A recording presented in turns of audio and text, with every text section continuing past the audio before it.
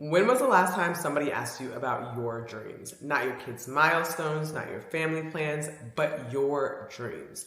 It took me 3 years into motherhood to realize I haven't thought about my own aspirations, and that's not okay.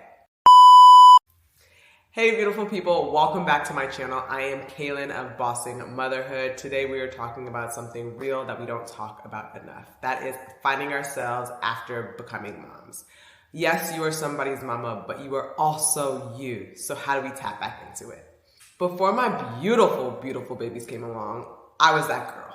I was that girl running the marathons, going to hot Pilates, never missing a workout class, going on the sexy date nights, traveling the world with my man, hanging out with my girlfriends. I was that girl until motherhood hit. And when I tell you that transition was so real, I couldn't believe what was happening.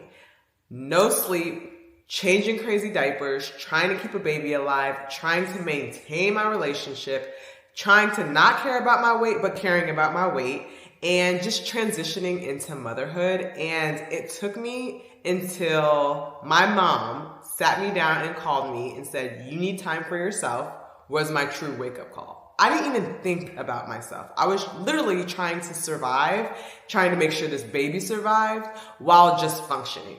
And so I realized at that point in time, I needed to figure out a way to focus on myself and not totally lose who I am, not lose Kaylin. You know what I'm saying? I needed to pour back into me. And so it was at that moment I knew something needed to change. My journey back to myself started small. I'm talking really small. I started with just 10 minutes a day of meditation, and then it progressed from there. From 10 minutes, then it went to 20 minutes of working out. Then it went to meditation, workout, eating healthy. Then it went to, you know what? I actually need time away from my child. I can't do all of this during nap time. Then scheduling a Pilates class. Now I'm finally getting back to feeling like myself. I have signed up for my first 5K in 6 years. So it takes a lot of time, dedication, and determination to really carve out that space, but you need to be mindful, you need to be determined, and you want to do it. Let me tell you, I had to get real with my husband and let him know that I needed to carve out time for myself. Whether it was the mornings of just me time and quiet time for 30 minutes, or on the weekends, I am dedicating an hour and a half to 2 hours of going and doing something outside of the house. So you need to get on board, you need to be supportive, and everybody needs to have a support system here because I couldn't do it myself, and I needed to make sure my family and everybody else involved was aware that in order for me to show up for them, I needed to do what was best for me.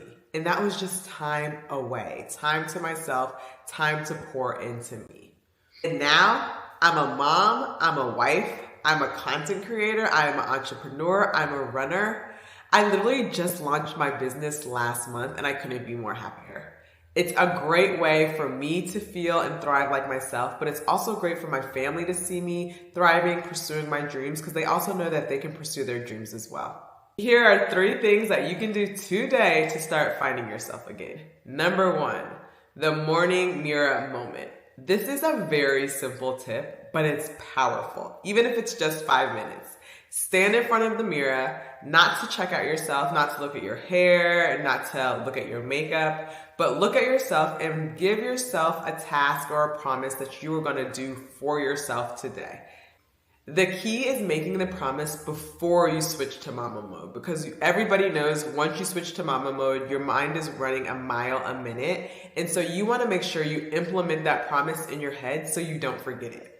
Number 2, the identity time block. Listen, we schedule everything for our kids, right? From doctor's appointments, soccer practice, play dates, even meals. Now it's time to schedule something for you.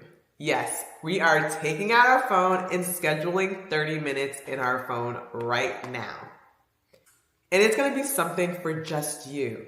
Nobody else. No kids involved, just you. And a pro tip here, schedule something that costs money because nobody likes to waste money. Therefore, you are going to make that appointment, whether it's a spa appointment, whether it's a workout class, a dance class, schedule it, book it, pay for it. Put it in your calendar and be committed to it. We want to make this a non-negotiable, just like our child's wellness check is non-negotiable. Have it in your calendar. Number 3, skills resurrection. This is by far my favorite tip because it's ultimately the tip to help you get back into feeling like that girl. I told you I was that girl before I had babies, and we are getting ourselves back. But ultimately, think about something that you loved to do. Not something that you had to do, but you actually loved to do. For me, it was workout challenges. I love the intensity of training for a marathon or doing a 30-day hot yoga challenge. Think about something that you loved pre-kids and how to start incorporating that 10 minutes a day. So if you love art, you might not be able to sit down and use an art and like an easel to like start painting again, but get an adult coloring book, color with the kids, have your own workbook, and start doing some art there. Like me, if you like marathon training, obviously it's gonna take some time to start marathon training hardcore, but go start with 10 minutes a day for a walk. Think in your thoughts. Think about what you want to do. Think about your different aspirations. The goal here is to continue to be that girl and slowly incorporate some of these activities into your new mom life and modify, because all of this is about modification and adjustments. So think about the thing that you love again and make sure you incorporate it 10 minutes a day. Here's what I want you to do right now. Pause this video, write down which tip resonates with you most, and place it somewhere visible. Whether you write it on your bathroom mirror or have it on your phone wallpaper, anywhere that is visible to you. Then I want you guys to come back, drop a comment below on what tip resonates best for you, because guess what? We are in this together. To all the mamas out there who feel lost in motherhood, just know that I see you. It is not selfish to carve out time for yourself just because you're somebody's mama. Your dreams and aspirations didn't expire just because you have kids. It's just time that we remember them.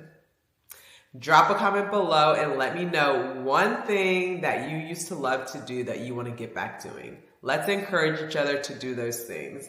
And make sure you like and subscribe to my channel, Bossing Motherhood, for motherhood tips, wellness tips, fitness tips, everything along this crazy journey that we call motherhood. Hope to see you guys soon. Save, like, and follow for more. Bye! For yourself as a mom isn't just a luxury, it's essential. When you carve out space for self-care, hobbies, personal growth, you're investing in your well-being. By prioritizing yourself, even for short periods, you're better equipped to handle the demands of motherhood and life in general. Remember, a confident, refreshed mom is more effective and happier. That's Bossing Motherhood.